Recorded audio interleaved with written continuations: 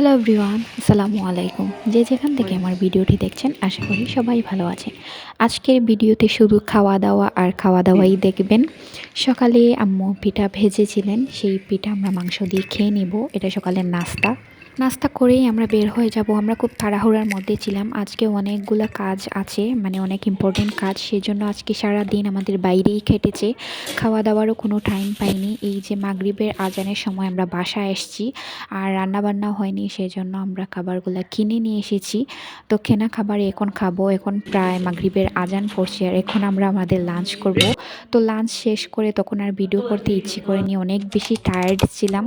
এটা ছিল পরের দিন নানু আমাদের বাসায় এসেছিলেন ফিরনি নিয়ে। তো ফিরনিগুলো আমরা খেয়ে নিচ্ছি। এটা ছিল দুপুরের দিকে। আম্মু রান্নাবান্না করবেন, তাই আমাকে বলছিলেন যে শিমের বীজগুলো যাতে আমি খোসা ছাড়িয়ে দিই।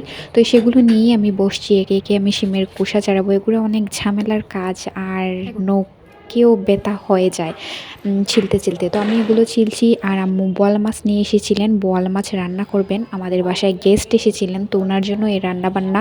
বাট উনি ডাক্তারের কাছে গিয়েছেন, তো আসতে আসতে ওনার অনেক লেট হবে। লাঞ্চের জন্য আমরা ওয়েট করছিলাম, একসাথে খাবো, কিন্তু উনি কল দিয়ে বলছেন যে ওনার জন্য যেন ওয়েট না করি, ওনার আসতে লেট হবে। তো আমরা লাঞ্চ করে নিলাম। উনি এসেছেন প্রায় সন্ধ্যার সময়, তো এসে লাঞ্চ করে নিলেন। আর এটা ছিল সন্ধ্যার নাস্তা আমি পাকুড়া বানালাম, দেন চা বানিয়েছি।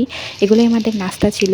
আর ওনাকে আমি ভিডিওতে নেই কারণ উনি আনকমফোর্টেবল ফিল করবেন। সে আগেই বলেছিলাম আজকের ভিডিওতে শুধু খাওয়া দাওয়া আর খাওয়া দাওয়াই দেখবেন আপনারা। তো এইদিকে পাকুড়াটা হচ্ছে, আর এখানে আমি চা নিয়ে বসেছি। চা ছাড়া তো চলেই না। আজকের দিনটা অনেক বিজি কেটেছে, আসলে টাইমই পাইনি কোনো কিছু করার। তো আমার দেখতে দেখতে কোনো কারণে যদি আমার ভিডিওটা আপনাদের কাছে ভালো লেগে যায়, লাইক কমেন্ট শেয়ার করতে কিন্তু একদমই ভুলবেন না। ফেসবুক থেকে আমার ভিডিওটি দেখে থাকলে আমার পেজটা ফলো দিয়ে দিবেন। ইউটিউব থেকে আমার ভিডিওটি দেখে থাকলে আমার চ্যানেলটা সাবস্ক্রাইব করে দেবেন। আর এই দিকে দেখুন আমার বোনের কাণ্ড, ও ঢালতে ঢালতে পুরো এক গ্লাস কুক ঢেলেছে, আবার ঢেলে এটা মুখ দিয়ে খাওয়া ট্রাই করছে। কি একটা। আজকের ভিডিওটা এই পর্যন্তই। থ্যাংকস ফর ওয়াচিং, এন্ড আসসালামু আলাইকুম এভরিওয়ান।